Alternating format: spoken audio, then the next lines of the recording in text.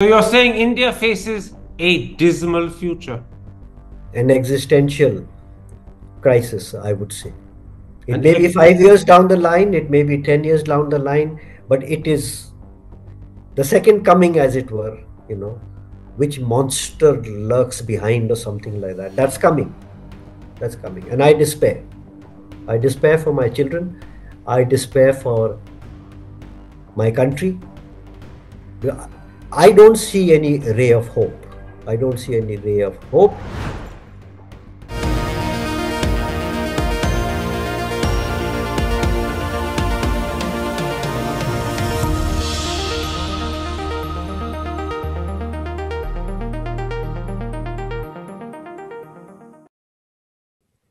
Hello and welcome to a special interview for The Wire. Now that voting in Maharashtra and Jharkhand is over, how should we view the campaign waged by the BJP? वो बटेंगे तो कटेंगे and एक है तो safe है anti-Muslim dog whistles. When the Home Minister spoke of infiltrators marrying tribal women to take over their land and their property, was he demonizing Muslims? And what about the BJP advertisement which the Election Commission ordered the party to take down? Finally, could such campaigns endanger the integrity and unity of our country? Those are the key issues I shall discuss with a former senior IAS officer, a widely read author of short stories, and one of India's most popular bloggers, Avay Shukla. Mr. Shukla, I want to focus this interview on the speeches made by some of the BJP's most senior and important leaders. The Prime Minister has coined the phrase "ek hai to safe hai," which he's used repeatedly. Yogi Adityanath has a harsher version, "batenge to katenge."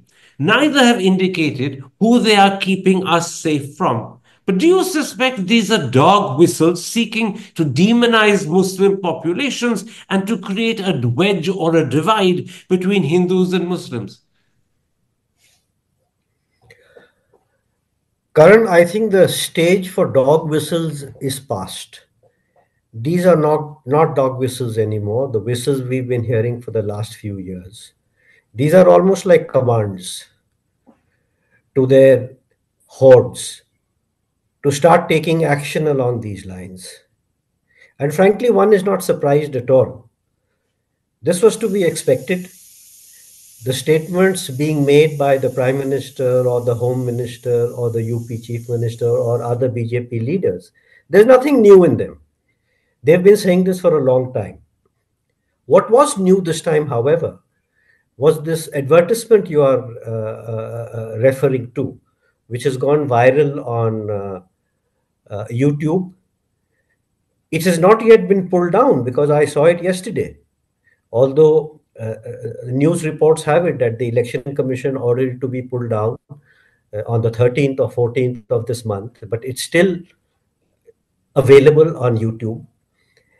It is shocking. It is absolutely disgusting, the levels to which the party will go just in order to bag a few seats. Let It me, for was the sake of the audience, describe the particular advertisement that you're referring to.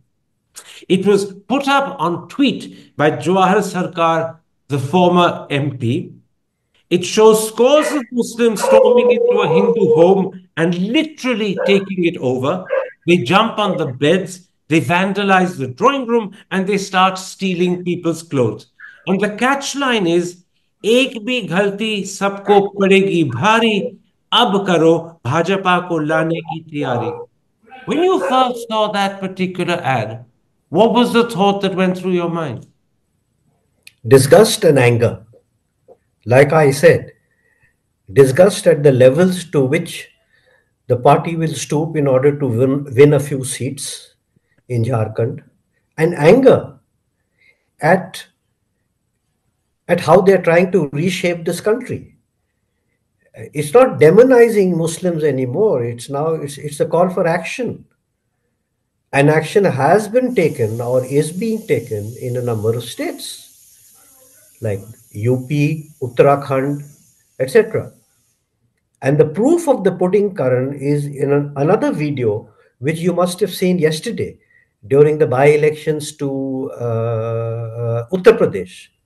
That video of a police officer taking out his gun and pointing it out at Muslim women who are coming to vote. Now that is an unprecedented level of, what shall I say, intimidation, because this is not the common man who's doing it. This is a police officer carrying a gun, pointing it at women voters in order to stop them from voting. I believe I was reading in the papers today that 7 or 8 of them have been suspended. But that counts for nothing. I mean, in a week we'll forget about the suspensions. The people will probably be reinstated silently. The damage has occurred. People in that constituency, I believe, have went away from the booths. They probably were not allowed to cast their votes.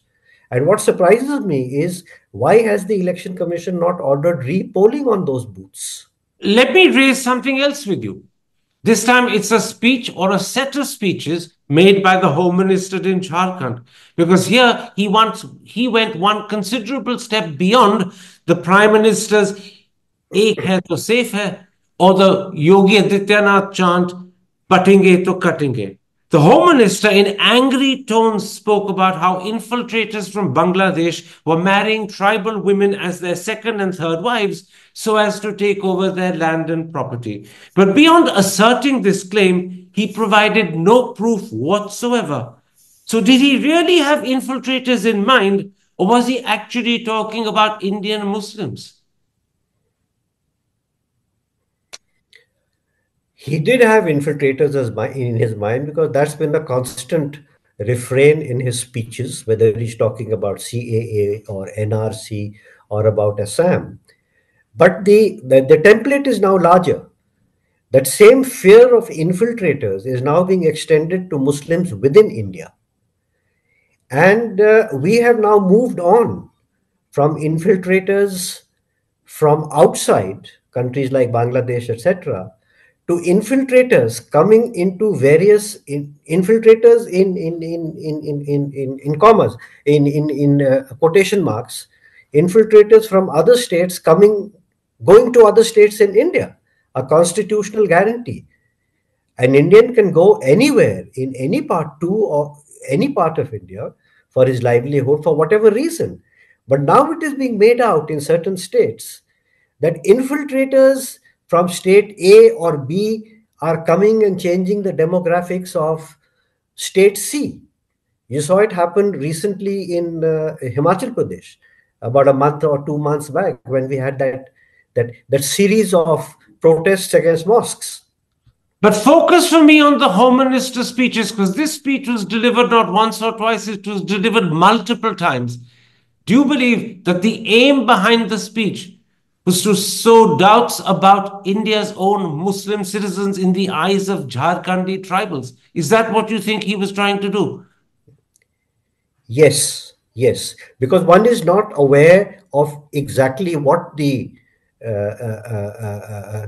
extent of the infiltration problem in Jharkhand. Neither, I am confident, is the Home Minister himself. There are no figures or any evidence to indicate that Jharkhand is being run over by infiltrators from Bangladesh or Rohingyas. This has become a very common trope. And whereas this particular argument could be used to some effect in border states like Assam, etc., it will not apply to states within India like Jharkhand. Hence, the need to create another set of infiltrators. These are now the internal infiltrators. And by these dog whistles, their ancestry is being connected to infiltrators who came in from outside, which is absolutely wrong, is historically inaccurate, and it completely distorts the picture of India's demographics. And the truth is that if there are infiltrators coming from across the border in Bangladesh, it is the duty of the Home Minister as Home Minister and the government to stop them. If they are Absolutely. being allowed to come in and infiltrate, it is the government that is to blame. And the government, in making this claim, is actually accepting that they haven't done their own job. So this is a slap on his own face as well. Yeah, except that nobody looks at it that way. Once the rhetoric is out there in the public space and you have this 37% or 40% of Indian voters of one religion who are willing to believe anything that he says. So nobody asked this question. These questions should be asked by the press. They Tell should be me, asking. are you in fact dismayed that other than a few columns by people like Tavleen Singh, the media and the press have not commented, leave aside criticized either the speeches by Yogi Adityanath, the Prime Minister and the Home Minister, or the advertisements that we've been talking about? It seems to have accepted at face value what these speeches and what these advertisements are saying, and seems to behave as if the comments made about Muslims are justified. So are you horrified at the response of the media and the press? Without any question, without any question. And let me correct you, Karan. It's not just that the media, mainstream media, is accepting these statements, they're amplifying them in their programs, in their reporting. This is exactly the kind of narrative that they are building upon. It's happening every evening. So, they are complicit. They are complicit in these very dangerous tropes which are being spread around. And it's not just the media and the press that are silent and complicit. The second amazing thing is that the Election Commission may have ordered the BJP to take down the ad that we spoke about. But as far as I know, it hasn't punished the party, and it's completely silent about Modi, Adityanath, and the Home Minister's speeches. Would you agree that the Election Commission, in its silence, in its failure to order punishment, has let down the country? Without question. The Election Commission, let me put it bluntly, is a blot on our governance, is a blot on our service. And once again, there's nothing new in this. In this particular case of the particular advertisement you are talking about, the commission should have ordered registration of an FIR, an investigation to find out who created this content, who released it to the on YouTube and social media. These things can be found out, and they do it for the most innocuous statements being given by others who may not be so well disposed to the ruling party. Why not here? They should have done it. But at least I have not seen any evidence of any FIR being filed or any attempt to trace out the people who posted this particular thing. So this is dereliction of duty on the part of the Election Commission. Serious dereliction of duty. Serious dereliction of duty and non-adherence to their constitutional compulsions. Okay. In other words, they have breached their constitutional compulsions. Yes. And not for the first time. So you're disillusioned by the Election Commission. Disgusted. Disgusted. Hi, I'm Karan Thapar. Over the last few years, I hope you've been watching my program, The Interview on the Wire. During that period, I've interviewed doctors, politicians, businessmen, scientists, authors, and even the occasional Nobel laureate.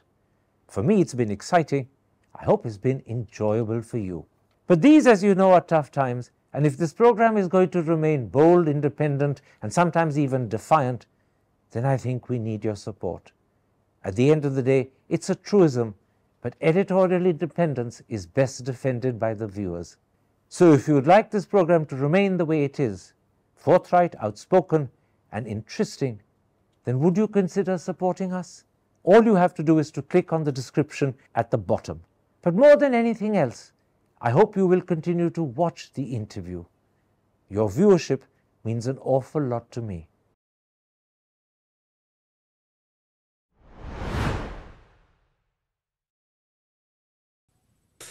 This raises, of course, Mr. Shukla, a deeper question about the sort of country we have become. Have we begun to look upon our own Muslims, brothers and sisters, as second-class citizens, perhaps even as enemies? In a recent column, Tavleen Singh says, and I'm quoting her, "It has become normal for educated Indians to sit in their drawing rooms and talk openly about how they hate Muslims." Is that the sort of country we're increasingly becoming, where common conversation is about how we hate Muslims? I'm afraid, to a large extent, we have already become that kind of country. When 40% of the population holds that particular belief, when the media, government institutions, even the judiciary accepts it as the new normal, I think we have already become that kind of country, and I despair. Give it another 5 years of this same kind of dispensation, and it'll be too late for us to retrace our steps or to go back to the India that we were. When you Look, say we've already become that sort of country, are you saying we've become a Muslim hating country? yes, yes, large parts of India have.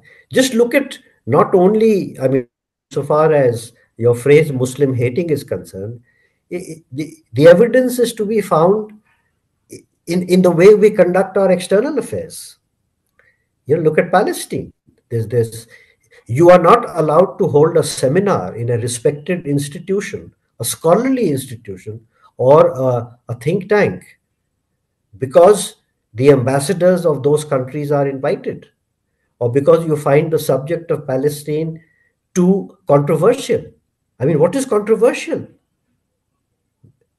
Mass scale genocide is something which should not be controversial at all. It should be something we should be discussing.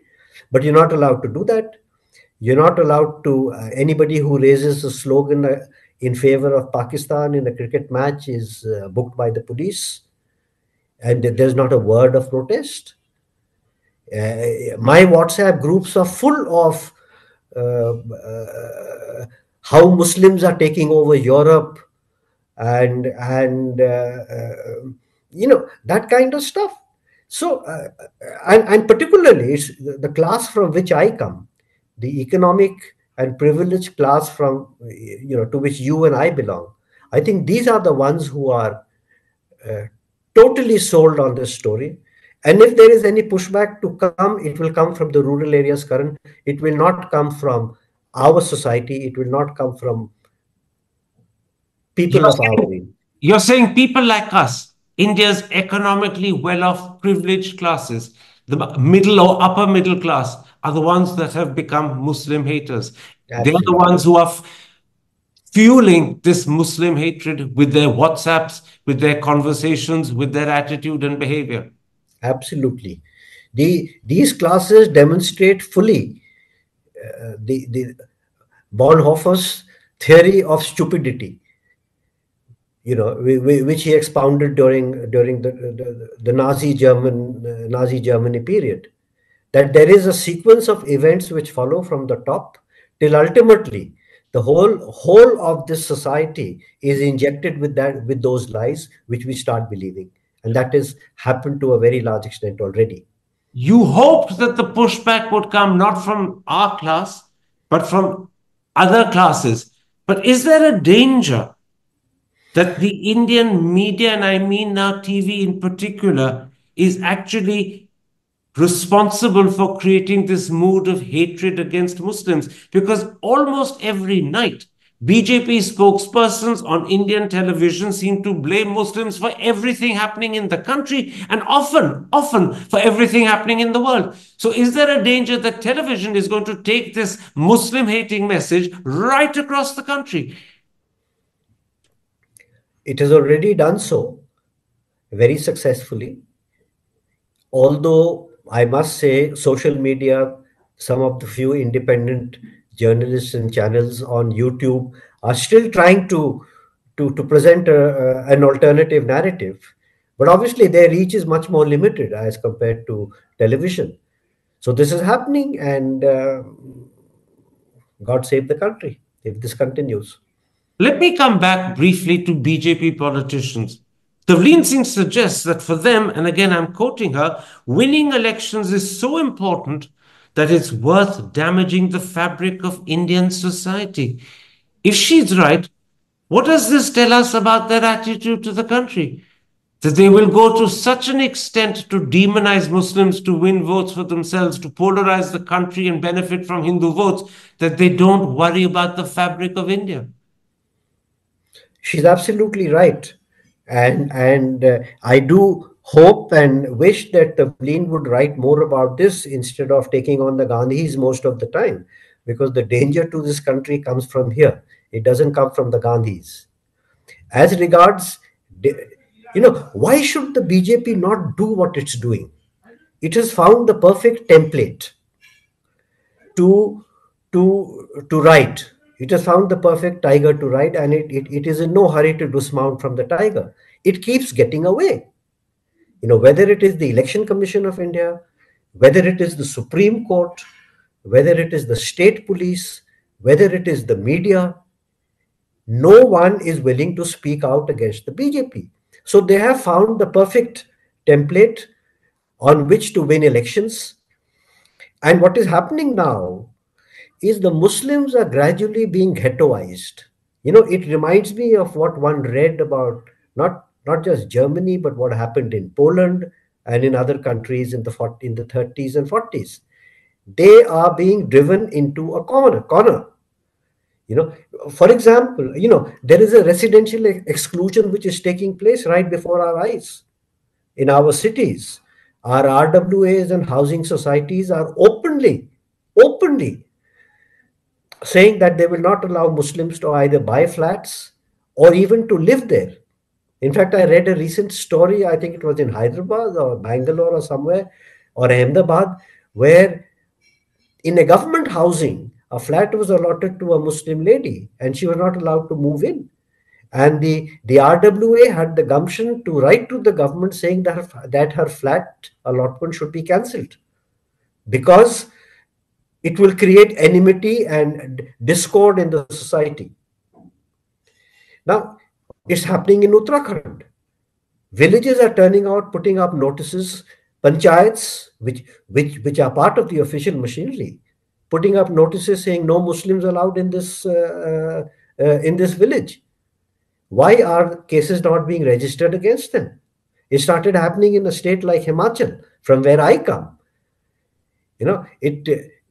It started as a mosque thing, then they tried to foist a law and order complexion onto it, and ultimately ended up saying that Muslims are taking over Himachal.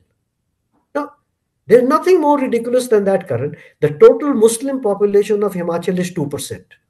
They've been there since God knows when. A few laborers from Bihar, etc., come for jobs, which they do in all the states, and they are treated as infiltrators. You would expect the government to take action against these elements instead of indulging them. The police now in Himachal, in various SPs of various districts, have now come out with notification that every laborer or person who's coming from outside Himachal for work has to register himself in the police station first. And action would be taken both against him as well as his employer if that is not done. Now, this is pandering to these sentiments. And more than that, it is unconstitutional. Indians are free to go where they want without registering. Absolutely. It is illegal. It is absolutely illegal, but we are doing it. And it's a Congress government in Himachal which is doing it, which is the shocking thing. This is a very important point you're making, that such is the overpowering mood of Muslim antipathy, Muslim hatred, Muslim dislike that has been created in the country, that even the Congress is now pandering to these sentiments in Himachal. Yes. They're doing it, and it is the law now. Why not the 20 million tourists who are outsiders who come into Himachal? By the same logic, each one of them should be registered with the police station first. They're outsiders coming into Himachal, but you're picking on that particular class. Now, Karan, I live barely a few kilometers away near Shimla from where that mosque episode took place. And I can tell you with full confidence that, that's just not the way things are. Muslims provide the artisanship, They provide the kind of, I'm talking of Himachal and Shimla, the kind of labor, the electricians, the plumbers, the carpenters, the painters, which the Himachalis, with their apples are not, that's not the kind of job they're willing to do. So there is a vacuum in the labor market which these persons are filling, and they've been doing it for years. I built my house in 2007. The labor was entirely Muslim. But today they're being demonized for that reason. Today they're being demonized. And the residential exclusion is only one aspect of ghettoization. The other exclusion is the economic exclusion. Increasingly, Muslims are finding it difficult to exercise their livelihoods. You know, they're not allowed to sell anything outside temples. The number of non-meat days is increasing. They have to put up signboards outside shops, giving their name and number. Obviously, this is another dog whistle. Supreme Court has come down on that, but it is meaningless because Mr. Yogi Adityanath has found another way of doing it. He has now amended the Food and Drug Safety Act to provide that, to ensure safety of the customers and the food which is being served. Everybody has to display. Where are we headed? Even nobody is listening to the Supreme Court. Let me take up that question you raise. Where are we headed? India has a population of nearly 200 million Muslims, which is almost 15% of the total. How long can we carry on demonizing them, vilifying them, before it begins to threaten the unity of our country? As a background, Karan, let me just say something which many people may not be aware of is that India is basically a country populated by immigrants, like Australia, like the USA. The original inhabitants of India, the ancestors of the present tribals, what we call Dalits, Adivasis, sorry, not Dalits, Adivasis, are the original residents of India. They number barely 8% today, about 100 million of them. Subsequently, there were waves of migration from other parts of the world. 50,000 years ago, there was a migratory wave from the Horn of Africa. 10 to 15,000 years ago, there was a wave from Iran. Subsequently, from West Asia. So we are a country of migrants. And of course, in modern times, we have had migrants coming in from Tibet, from Bangladesh, etc. This is a historical fact. We are a country of immigrants. And then to vilify, to demonize some elements of them, it goes against history. What is the trope which the BJP is trying to? More than going against history, when we vilify and demonize 200 million Muslims, nearly 15% of the total population, are we endangering the very integrity and unity of our country? Are we in danger of ripping apart the fabric of unity, that delicate fabric that holds us together? Without any doubt. And that fabric is already tearing. Right now, it is the fear of police, of the bulldozer, etc., which is keeping them down. But this is only creating an environment for the extreme elements among them to rise. And, sooner or later, something will happen which we will all regret later, but by then it will be too late. You're saying sooner or later the Muslims will assert themselves and fight back. They will not keep bowing down and accepting this second-class status that's been imposed on them. Isn't it inevitable? Either the system addresses these grievances now, or solutions will be attempted to be sought outside the system. I mean, it's happened in every country in the world. And we, like you said, we have a population of 200 million. And difficult to see where we are headed with this kind of with these. But you're saying we're creating the grounds for an explosion in our country. Yes. Yes. Finally, is there anything ordinary concerned Indians can do? Or are we condemned to watch and listen in horror, but helpless to act? I'm afraid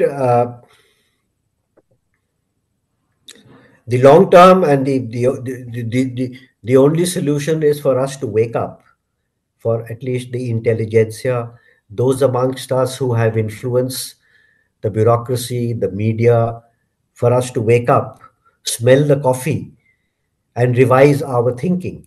But is there any That's, sign of that? that's not going to happen. No, that's not going to happen, Karan. That's not going to happen.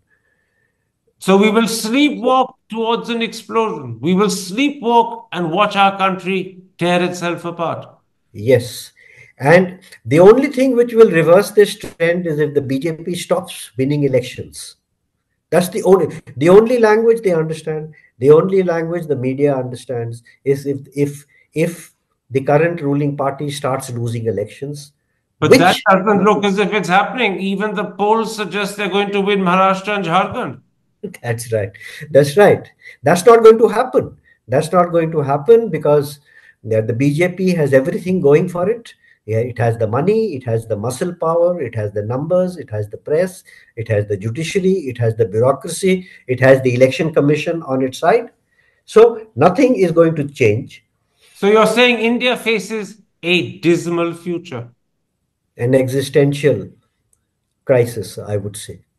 It And may be 5 years down the line, it may be 10 years down the line, but it is the second coming, as it were, which monster lurks behind or something like that. That's coming. That's coming. And I despair. I despair for my children. I despair for my country. I don't see any ray of hope.